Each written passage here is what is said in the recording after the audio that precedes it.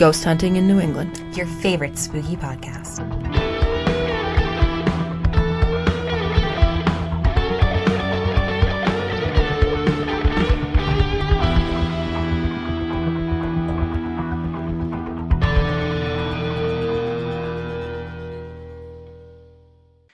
Hello and happy Wednesday. Welcome to this week's episode of Ghost Hunting in New England with your host, Amelia. and Beth. And Beth, this is the second time we're doing an episode this week. How fabulous. I know, right? Because we didn't do any episode last week. We kind of procrastinated, and here we are doing an interview this week. We're back on schedule, baby. Yes. And I like the interview ones because we don't have to do as much research. We let someone else do all the research for us. Yeah. I mean, I like doing the interview ones too, because we learn a lot more stuff and it's just so much more interactive. Yeah. And sometimes it's fun hearing like another person instead of just me and you all week. Oh, definitely. Definitely. So this week, ladies and gentlemen, we are very excited to have with us Stephen Flaherty of the Seven Hills Ghost Hunting and Paranormal Researchers Group. He is joining us over the Zoom because we are still socially distanced due to Corona. He's here to talk with us. He's been doing this about 25 years, and he's seen all sorts of things. So we are really excited to be able to introduce him to everybody. Welcome, Stephen. How are you? Good. How are you? I'm doing well. All right. Don't have any complaints. So we first found you, I should say Beth first found you when we were doing our episode on haunted prisons around the area.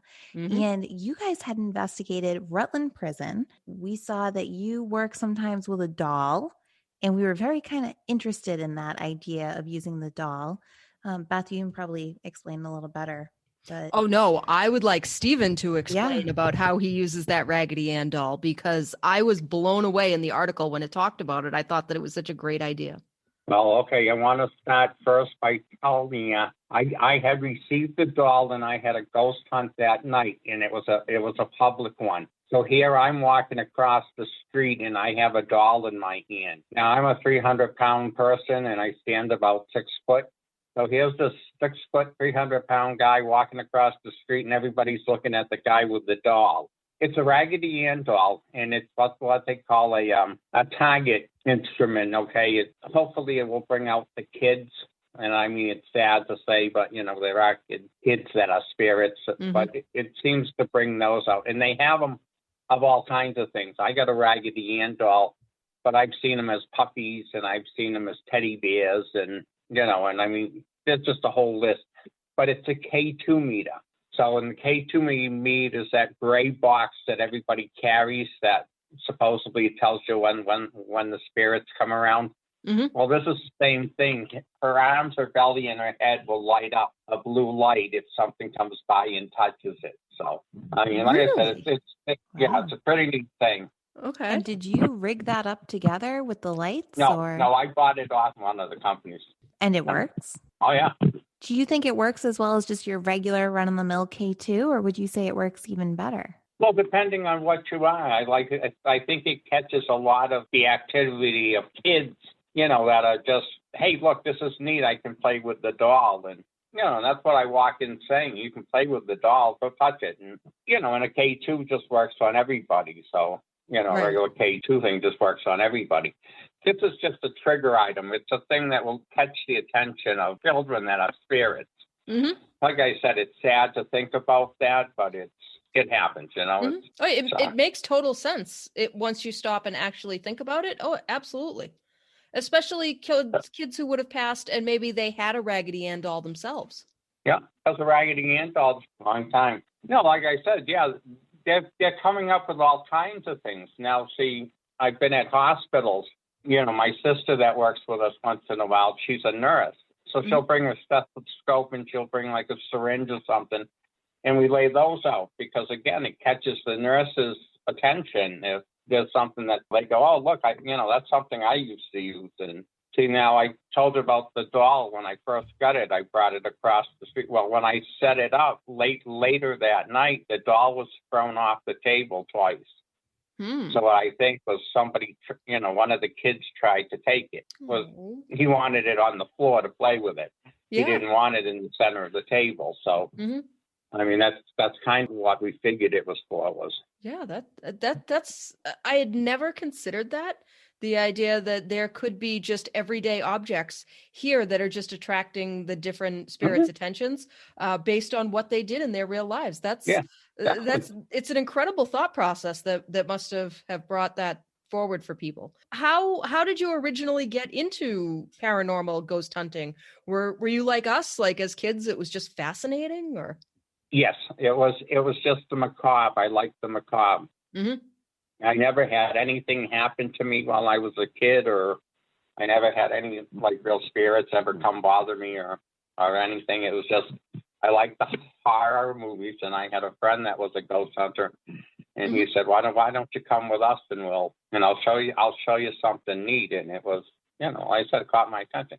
Now it can be the most exciting thing out there. It can also be the most boringest thing out there, because if you're out in a room by yourself for 3 or 4 hours, trust me, I talk to myself a lot, but I can't do it for 3 hours. And I still, even after all these years, I still find it really uncomfortable to walk in an empty room, knowing it's an empty room, and say, hey, is there anybody out here who wants to talk to me? And that's about as crazy as that gets. Okay. It definitely is an awkward thing to do the first few times, whether you're by yourself or if you have an observer like Amelia or something. But yeah, I generally like to let her do all the talking, because I feel kind of silly doing it, I have to admit. Although I did once ask a ghost if they like the Texas toast. So who knows, Did you get a response? I don't think we did we? We didn't that day. No. We were in a supermarket just having a good time. Yeah. So you remember the market basket up on the North Shore that was having the ghost spotted in the frozen food aisle? Oh yeah. Yeah. So that was actually our first ghost hunt. That's how ghost hunting in New England was born. Oh yeah. Yeah. All right. Looking for a supermarket ghost. So yeah, we've done some interesting spots ourselves, but now personally, I'm not like a psychic or medium or anything. I have to use gadgets to do it, but I talk with, and I have a lot of friends that are, and I've asked them a bunch of times, like, where's a good place to go ghost hunting, and they tell you the supermarket, the mall, because they can walk by and touch people and collect their energy. So they say, there's tons of them there, and it doesn't have to be an old rickety house that because the land itself could always be haunted. So supermarkets and malls, right? Do you have a particular mall here in Massachusetts that you like to go to? No, I don't. I stay out of those because I don't want to hassle with the idea of asking people to go hunting. I've got enough people who will call me after this covert thing to go visit them. Okay. I deal with more of the things that a normal ghost hunter won't deal with. Like you guys were interested in the SOSM, the Sacred Order of St. Michael's. Okay. And that's what I do. A lot of the people that are ghost hunters that I know, they will call me if they think it's more of a demonic thing than because a lot of ghost hunters do not want to deal with that. It's us included. Absolutely. Yeah, that's Beth and I, it says it on our business cards. We don't do demons, but can you tell our listeners a little bit about what the Sacred Order of St. Michael is and how you got involved? Somebody had mentioned it to me, is that Archbishop Ron Flay was taking applications to see. I'm of an Episcopalian Archbishop, let's say. He's opened it up to any kind of Catholic that, just wants to believe in, Jesus Christ and the whole bit. He thinks that Roman Catholics can get really too hardcore, and he's more out to help people than, like I said, always put up with the Vatican and that kind of deal. I called him up one time and I talked to him for probably a half hour, and he said, you seem like somebody that's interested. So he said, anything that's in the New England area, he would send me, and I will deal with anything around New England that comes up. I mean, it's not a thing that happens every day, but it does come up. And usually he calls me or he sends me the information, and, we stop up to see. And a lot of things that people think are demonic are not demonic. So for our listeners who don't know, can you kind of explain what the Sacred Order of St. Michael is? Ron Clay put it together. It's an organization. If you feel you're being tormented by a demon or you're possessed, call up his number, and he will send an investigator out to investigate it. And then we have priests that will provide an exorcism or whatever needs to be done. But he's been doing this probably, I want to say, close to 50 years. Wow. That he's one of the top people in the country that deals with demonic issues, and he doesn't work directly under the Pope because he prefers to let a lot of other Catholics in. Like I said, it doesn't have to be a Roman Catholic to be part of this. Yeah, so like I said, you just call him up. Everything's free. Something in like New England happens, call him and he'll call me, and I'll take a trip out. I'll set something up with you. And I'll come out and we'll do investigation to see what's happening. And, and any evidence I get from him, I got to take back to him. And then they will decide whether anything needs to be pursued after that. Okay. So what would be something someone might be experiencing that you would need to come and investigate for a possible exorcism? Do you ever see the movie The Exorcism? Oh, The absolutely. Exorcist? Oh, yeah. Okay. That's not that far off. Oh. I mean, your head doesn't turn around, but I mean, she played an excellent part in that of actually what an exorcism or a possessed person can be. You talk in languages, you have strengths that, I mean, and a lot of this can fit under, like a person that has mental illness too. Mm-hmm. Because that's another thing that we would have to do before an exorcism happens. You have to see a doctor, a physical doctor, and he has to okay you.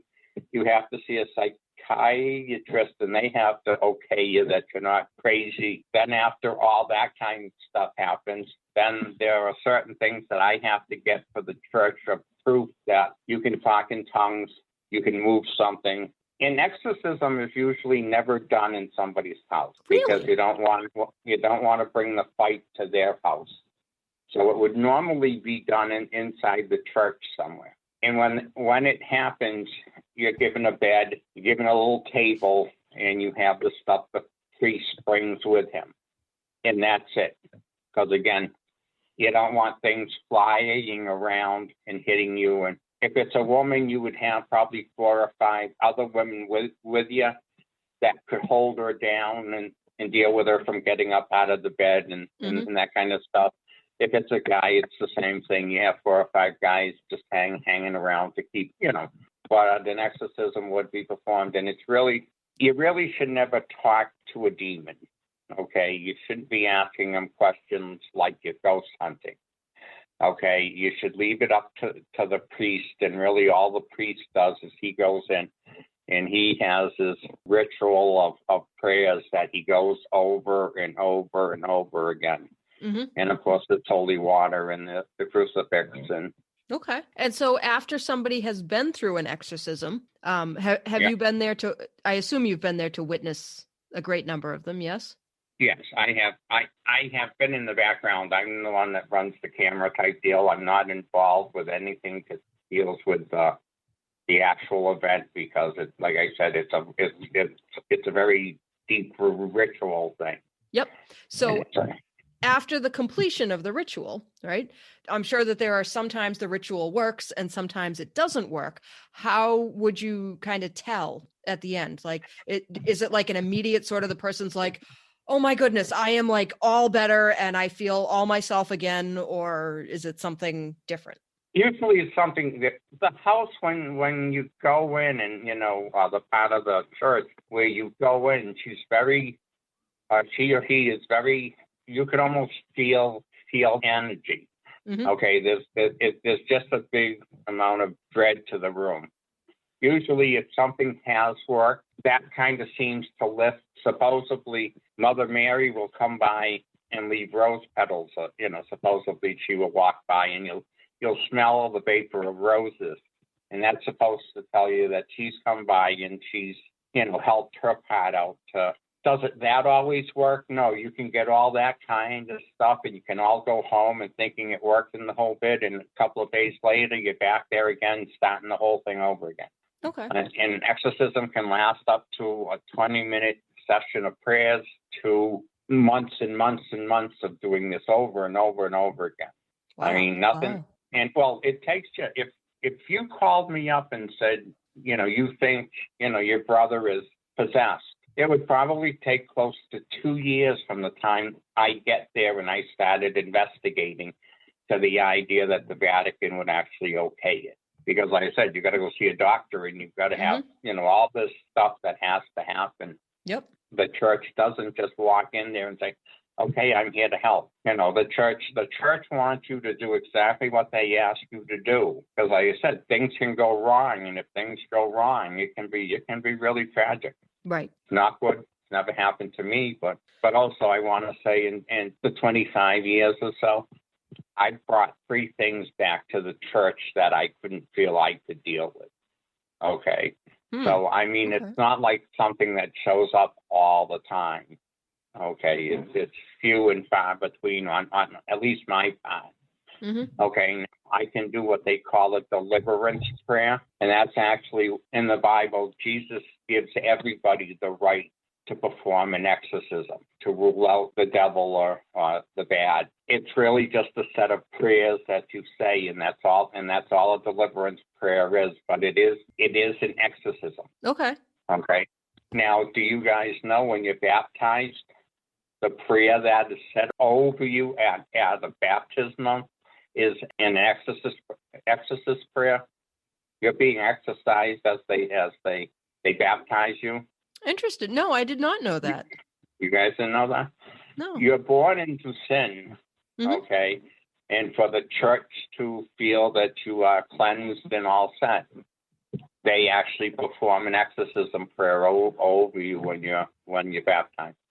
Okay. So interestingly enough, so neither Amelia nor I are Catholics. We actually were raised in a Baptist tradition. And with Baptists, it's a baptism by choice once you become of age. So I almost feel like that would make more sense when you're dealing with teenagers, that there are probably a lot more potential issues with a teenager as opposed to somebody who's, an infant. Okay, but now also you have to take it. It's everything doesn't have to revolve around the church for this. Okay, it really doesn't matter what you are, whether you're Jewish or all the way up to, Rome. There are certain things that have to happen, though. Okay, you can't be walking in the house one day and all of a sudden feel that you're possessed. It doesn't happen that way. It's not all of a sudden the devil says, I want you and I'm going to possess you. Mm-hmm. You have to ask or invite this thing in. Okay. You've got to be more or less really down on the dumps, a junkie, somebody that is just really down and will ask anything for help. And he's sitting there or she's sitting there one day all depressed. And it's like, anybody, anything that can help me, please help me. And of course, if the devil sees it, I'll go see her, or I'll go see him. Mm-hmm. And that's where it starts. Or, the Annabelle Doll? Has anybody heard of the Annabelle Doll? Mm-hmm. Yes. The Lorraine and Edward Warren doll. The girls that had that doll were the reason it got possessed. They were nursing students. And what had happened was it was given to one of the kids because they were staying in the dorms. So the mother got the doll at a yard sale. They started to notice the thing would move around. Now, that doesn't mean that the spirit is inside the doll yet. It just means he's in the house. Mm-hmm. Well, they had heard about a little girl a bunch of years before had passed away in a car accident in front, and her name was Annabelle. Well, when this stuff started to happen around the house, they started to really pay attention. They'd put the doll a certain way on the bed and go off to school and come back, and it's been moved. Well, of course, they think it's the kids in the house. I mean, it's a college dorm. I mean, they're playing around. Well, they used to tape the door and the whole bit to make sure, that people weren't coming in and out. And finally, one of the boyfriends actually got to the point. He knew there was something wrong with the doll, and he turned around, woke up one night. He doesn't know if he really dropped this or if this happened, but the doll was up at his throat, choking. Okay. That's horrifying. Okay, well, I left out a part I forgot. So when the doll started to move around, they hired a medium to come in and find out what. And of course, that's when the medium had told them it's the spirit of the little girl outside. She wants permission to move into the doll. Well, they're nursing students. You know, they're caring and loving and the whole bit, and they figured it'd be, you know, like a mascot type deal. So they said, sure, why not? Well, okay, that was the big mistake they made. Is now they told the demon, and they think it's a little girl, that they can move into the doll. So that's why it moves into the doll. So after this, they called up Lorraine Warren after the kid getting choked and stuff. They called up the next day. He had big scratches along his chest. And of course, if it's a demonic thing, they normally come in 3, the scratches, because they'll be, you know, it's a ward against the trilogy, the Father, Son, and the Holy Spirit. A demon has never been human. It's never been alive like you and I feel. Usually a demon is a fallen angel. All right, I'm getting off track. So that's how the doll got the name Annabelle, and that's how the Warrens got it. They were called out.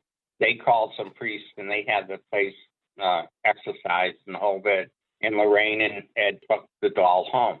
Now, on the way home, they said the car was all over the road, and he always buys a nice car, okay?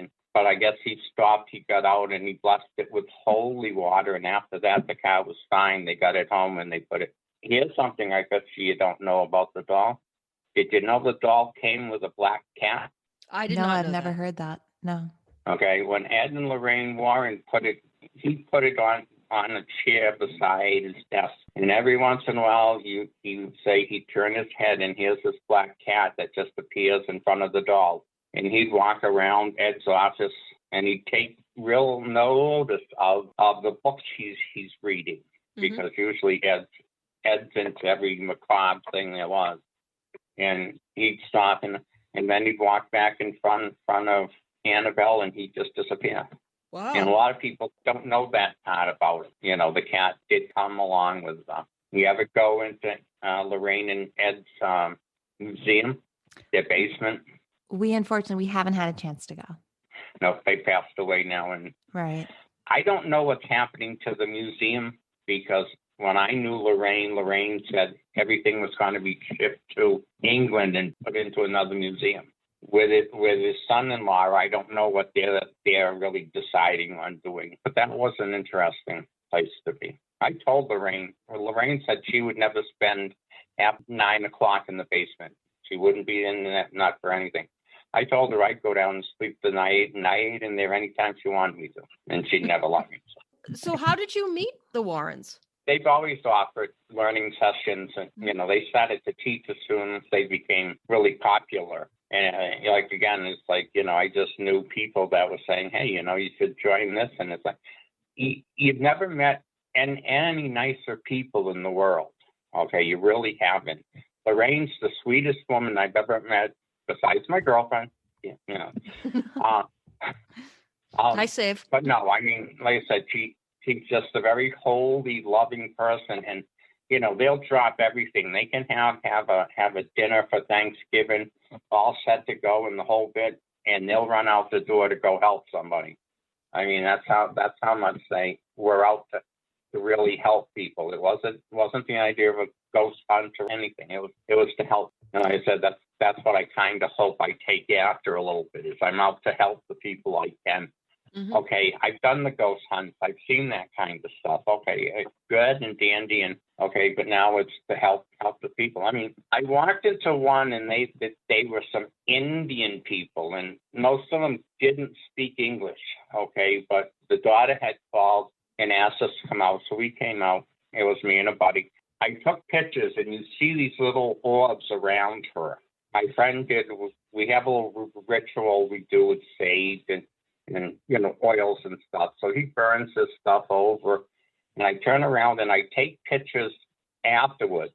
Now the orbs are all gone. There's nothing there. After we get outside, you know, because I take everything home first, go over the evidence, and I go back to explain to people what I found. Yep. So, I'm in the driveway and I'm showing, my buddy. I said, look at this one. This one has all the orbs around her. And I said, this is when you're all done, and there's not a single thing in the picture. The husband really wasn't happy we were there, but he loved her enough that he said, okay, I'll put up with this. Okay, when I went back to go over the evidence, that guy could not have been nicer to me. He was telling us how it worked, and his wife is happy, and that, this worked out really great for them, and, and they're trying to give us money, and we don't take money, and it's like, no, and it's like, but they turned around, and the whole family just changed their attitude towards it because she felt so good, and she slept through the night. And this was a woman that was being pulled out of bed.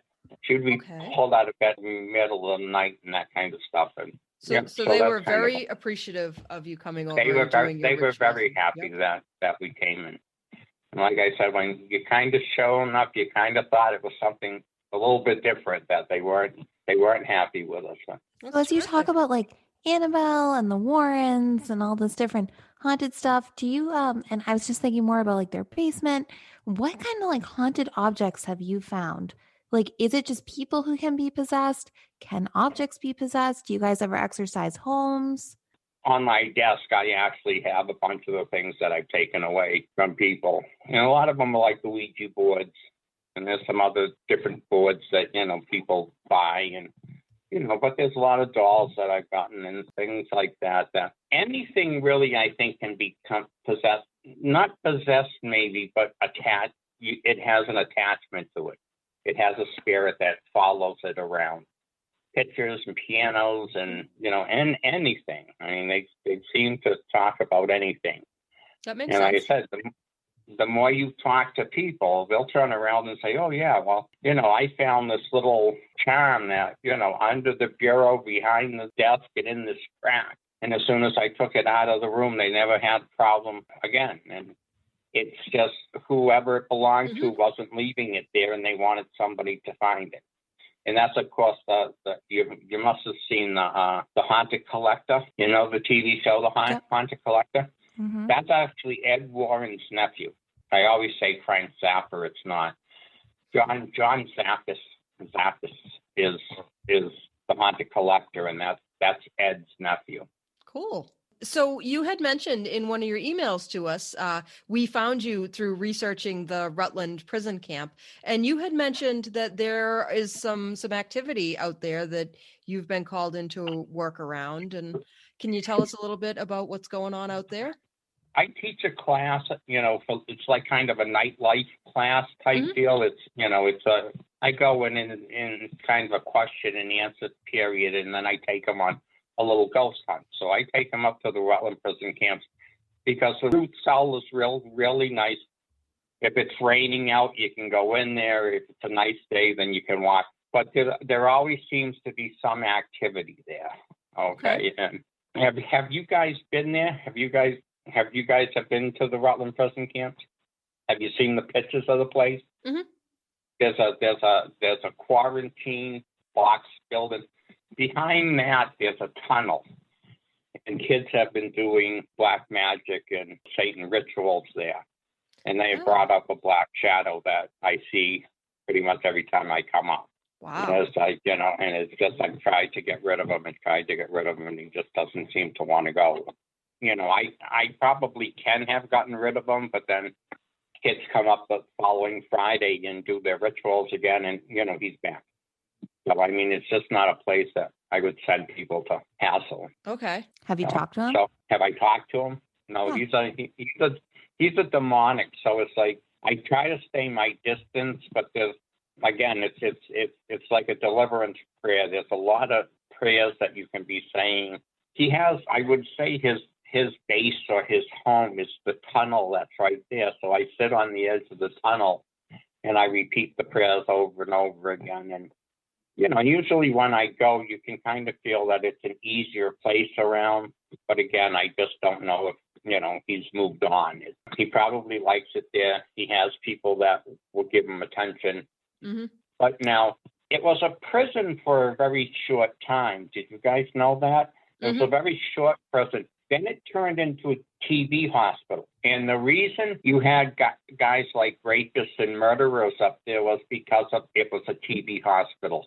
If you got sick in prison in Massachusetts, that's where they sent you. Mm-hmm. The warden was a doctor, and he was the nicest guy they say you could ever meet. He treated these guys like human beings. It was never, you got dressed, you got out, and you worked in the farm. Hey, if you're going to run away, great, run away. At the time, there was nothing for 25 miles in any direction, okay? You weren't going to go too far. The hospital actually took care of itself with food and growing, and you were teaching these guys something that they could live off of when they got out. Again, going back to the ward, he treated everybody the same. There was never anything that you were really punished severely for. Even if you were sick, he wanted you to get up, and if you could only work an hour in the fields, go out and work the hour. Okay, then if you come back to bed and you have to stay in bed, okay, that's fine and dandy, but you put an effort into it, and it showed you. And that was one of the first hospitals where they actually sent people back either to prison or out home that were cured or better from TB. And yeah, it was. That has a lot of history. And I don't know if they have a picture of it, but they have the Boy Scouts made a plaque. Not made it, but they did a can drive, and they made enough money to make a plaque for the people that died up there. And there's a little cemetery, and they have the plaque signed up there, and it was for the people from the hospital, which I thought was really nice. The Boy Scouts, they do some really good projects sometimes. Oh yeah. To honor, groups of people who would have otherwise been forgotten about. So that's really Yeah. great. So what has been your craziest paranormal experience, would you say? Well, one thing is I want to tell you, I want to go someplace that I will tell you I'll never go back again to. Okay. Not good, I haven't found that yet, but that's actually kind of my goal, that I go leave that place and just say I'll never go back to there again. No, thrown down a flight of stairs. I've been pushed, I've been scratched. I mean, different things happen.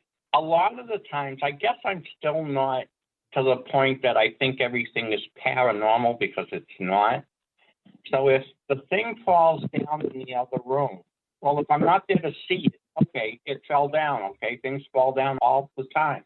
Mm-hmm. I work for a dorm. Trust me, I walk in after a thirsty Thursday night, and it's, the place is trashed. Do I think that's paranormal? No, I think it's kids that have too much time on their hands and too much alcohol to play with.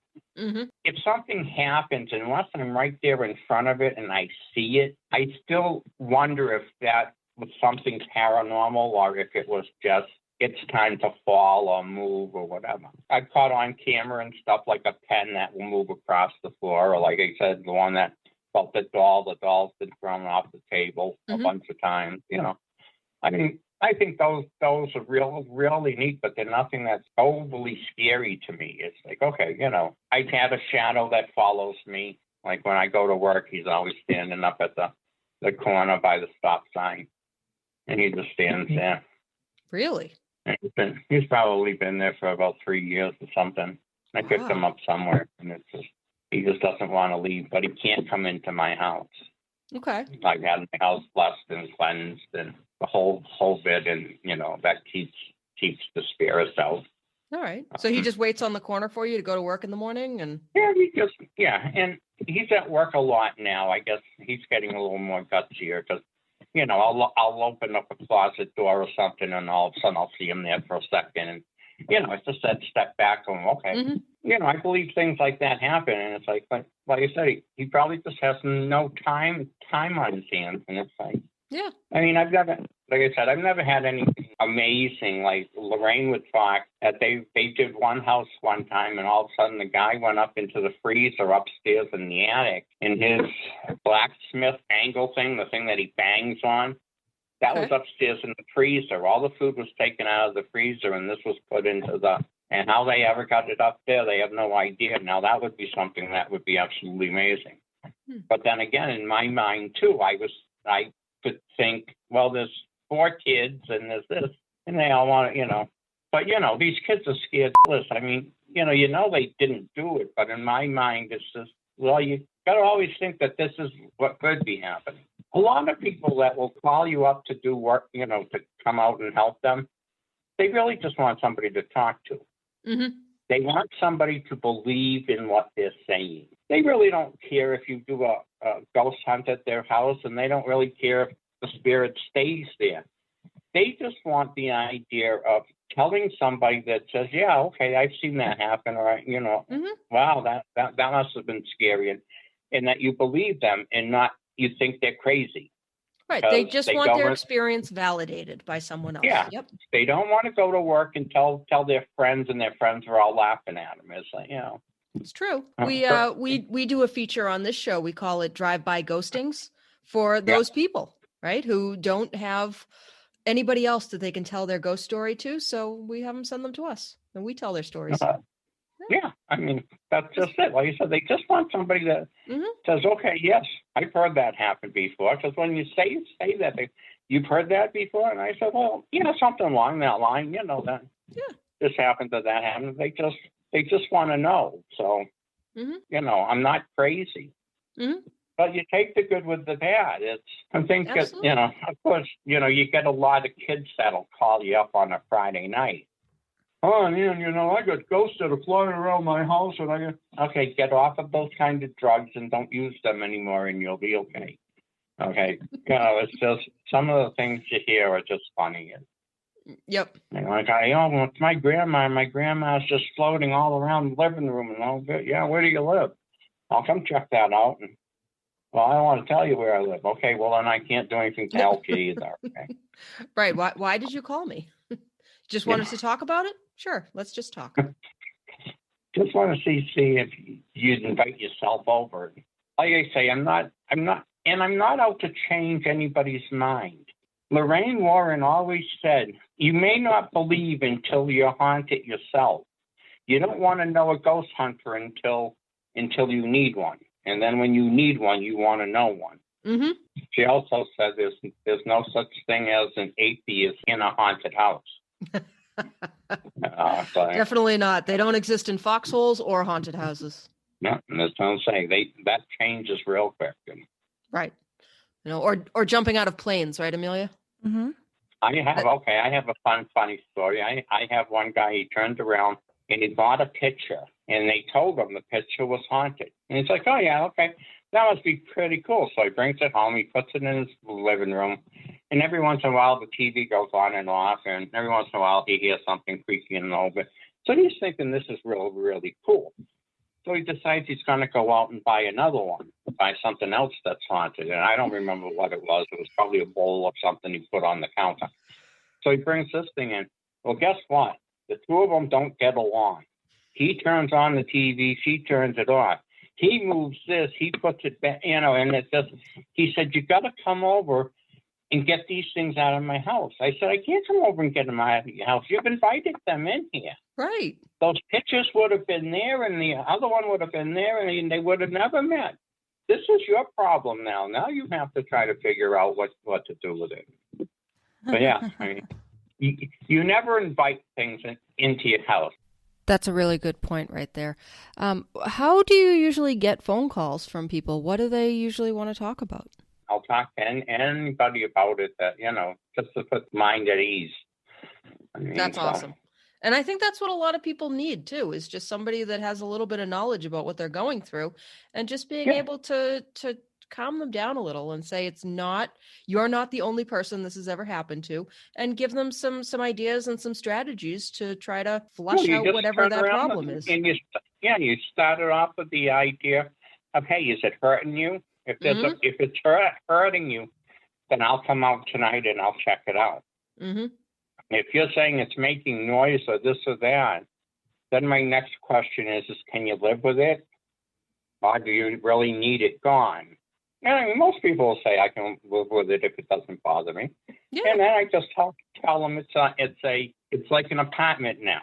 Okay, you're not in the bathroom with me. You're not in my bedroom. I don't care if you walk the hallways and make a little creaky noise and that kind of stuff. care if you watch TV with me. I don't care if you turn the TV on and off once in a while. But I have my spaces and you can have yours. And, if we can get along, great. If not, then we'll try to remove you. Now, when you guys are all done ghost hunting, there's a simple thing you say before you go home. If you just say, thank you for talking to me, it was really nice, and if I have a chance, I'll come back and talk to you again, but you don't follow me home. Yes, we do. We always make sure to close with something similar to that. Yep. And if for some reason you feel there's something following you home, stop at a convenience store and just walk up and down the aisles. Because remember, these people lived a long time ago. Mm-hmm. When they can go in and find that there's flour in a bag or candy galore, or trust me, they're more interested in that than going and seeing where you live. And you just walk around and walk out of the store and they stay there usually. I know, it sounds crazy, but it's... So I shouldn't go into a store that I go to often, though, because I don't want to run into it there again, right? I don't think that really matters. I really just think he's more interested in that, and then he'll probably have found somebody else to follow home. You usually have about 20 spirits around you at any one given time. You have relatives that are just following the bloodline down, because in the old days the bloodline was really important. And of course, even with women now, because at one time they would have cared less if they had women or girls, because it wasn't anything. They would change their names when they got married and that kind of stuff. But even now, with the way things are, I'm sure they're adapting to the idea that the women are family too, and you follow them all the way out. And but you have a guardian angel, and you have people that just watch over you, and you're never really alone. Trust me. Well, that is a comforting thought right there, that our people that came before us who love us and are just keeping an eye on us, just hang around with us. So they're just watching. Yeah. With any luck, they are also a bit of a paranormal shield from, evil entities that want to do us harm. They will always be your first defense. And, usually if you hear the things that are falling around and stuff, it's usually because they're having a spat back and forth. Well, I sure believe in that. Always important to think about all your angels, all your spirits, God or the universe, however you want to put it, and that keeping you safe, especially late at night when you're all alone. Yes, and exactly. I just think that's beautiful and what a nice note. So Stephen, thank you so much for coming on with us tonight and being here and teaching us so much about all this cool stuff. I'm so happy we were able to get in touch with you. Me too, yeah. Oh, God. I hope I help. Like I said, if anything comes up and you need help or whatever, if you need somebody to help you out with an issue, give me a call. That's fine. Oh, we will definitely keep your number handy. Do you have any, if people want to get in touch with you, should they email you? Do you have a website? Any of that stuff? I've got a website, Seven Hills Ghost Hunters and Paranormal Researchers.com, and they can pull it up. Is there a contact form on there? Yes. Okay. And my phone number's there, and phone number is my cell phone. So awesome. So people can get in touch with you if they have questions about maybe they're experiencing some sort of demonic presences, or even if their granny's floating around there. Anytime they feel there's a problem at their house. But it was nice meeting you. It was nice to meet you too. So good to meet you too. Have a good night. We'll definitely keep in touch. You too. Bye-bye. Okay. Bye-bye. Wow, Beth, wasn't that wonderful? That was really amazing. And I'm so glad that Stephen was able to come and spend some time with us and give us, I know here on Ghost Hunting in New England, we don't do demons, but I think that this was an interesting look at if you are experiencing some sort of demonic activity, there are people out there who will help you. Yes. Okay. So if you have a demon, don't call us. Right. Call Stephen or one of his friends. Yes. Head over to 7 Hills Ghost Hunters and Paranormal Researchers.com. Beth, so here's something interesting. This week is not only a great week because we got to record twice in 1 week, which we almost never do, but our episode came out last night. Mm-hmm. So between when we started recording this, we got some new reviews. Excellent. All right. Yes. And so again, everyone, if you are on Audible, please go give us a 5-star review. We've gotten 2 since last night when our episode dropped and we asked people. Woohoo. So we're going to ask them again. Only one person wrote something though. So 2 people left us 15 stars, 15 stars, 15 stars, but only one person left a review. This is called 15 1/2 stars left by an Amazon customer. So they were Ooh, that's a very long name. An Amazon customer. Well, it's just Amazon customer. So it's just Amazon customer. Yes. Imagine if you were really named that, and you're like 40 years old, right? You were named. Your first name was Amazon, and then all of a sudden, Amazon becomes the biggest thing in the world. Right, and maybe then you get married and change your name to customer, right? So now you are Amazon customer. Can you imagine signing that on credit card slips? No, thank you. People would not believe that's really your name. Well, don't you write Daffy Duck on all your credit card slips? No, I just scribble. Oh. I make a couple of loops. Okay, so what they had to say was, catch the latest season since the original co-host Beth has made a grand return. Also, for the first time ever, Amelia has picked 2 themes: Eastern European spooks, Striga, and vampires, as well as tales about scurvy pirates of yore and their misdeeds. I give this all the stars, plus an extra 1/2 star just for fun. Well, thank you, Amazon customer. What a nice review.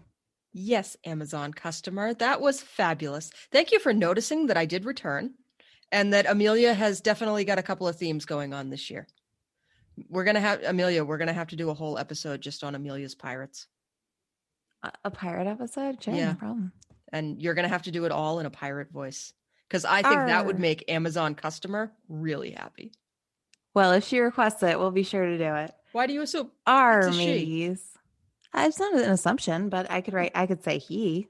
I assumed it was a he, so that's interesting that you said she. So anyway, that was our big review. So thank you. Did you write that review? No, I think you wrote that review. I didn't write. No, I haven't written a review. Do we have anything else, Beth? I don't have anything else. I'm so glad that we got 2 reviews. Mm-hmm. Perhaps I'll do the contact information since you're getting a little wobbly over there. Yeah, I've had just so much Benadryl. So please send us your drive-by ghostings. You can email them to us at ghosthuntinginnewengland@gmail.com. We would love to have you tell the story in your voice, and we would love to just play your voice telling the story. Please keep it to under 3 minutes. If you are going to send us a typed version of your story, we're happy to take those too, and one of us will read it, hopefully as well as you could tell your story. You can find us on all of the social medias. We are on the Facebook, Ghost Hunting in New England. We are on the Instagram, Ghost Hunting in New England. We are on the tweet at Ghost Hunting NE. What else are we on? Our website at ghosthuntinginnewengland.com, which Beth has updated. If you subscribe to our website, you know Beth updated. It's true because you got inundated last night with emails saying that I had updated 13 emails, but yeah, 10 new posts. It is what it is. And so if you enjoy my wonderful sarcastic sense of humor here, maybe you'll also enjoy it in paragraph form on the website. So with that in mind, anything else, Amelia? Thank you so much to Aaron Schill. You can check out his for writing our music. Whoops. Why are we thanking him? Because he wrote our music. Our wonderful music. I also want to point out we paid him for writing that music. We paid him $50 and it was well worth it. Oh, and it was so worth it. You can go pay Aaron to write your music too. And you can find him over at his podcast at Nashville Tour Stop. Nashville Tour Stop podcast. If you like music podcasts. Yeah. Or just supporting the show and friends of the show. Yeah. Yeah. And while we're on that, you can go up and see Tim Regan up in Salem. He's another good friend of our show. You can check out Long Island Investigators, the Buffalo edition with Will Fox. By all means, reach out to Jamie Day for a psychic reading. You can go on Instagram and check out Art History Horrors. It's a new Instagram account that my friend Kat, and she's actually a professional curator. So it's cool. Like it's a cool Instagram because you learn about art, but it's all like horrific art. It's pretty sweet. Yeah, so it's COVID time. So if you walk into a restaurant and you notice there's nowhere to sit and there's like huge signs on the door with stop signs, take a second and read the sign. It's going to save everyone a lot of headache when you walk in. Reading. It's fundamental. And as always, Happy hunting.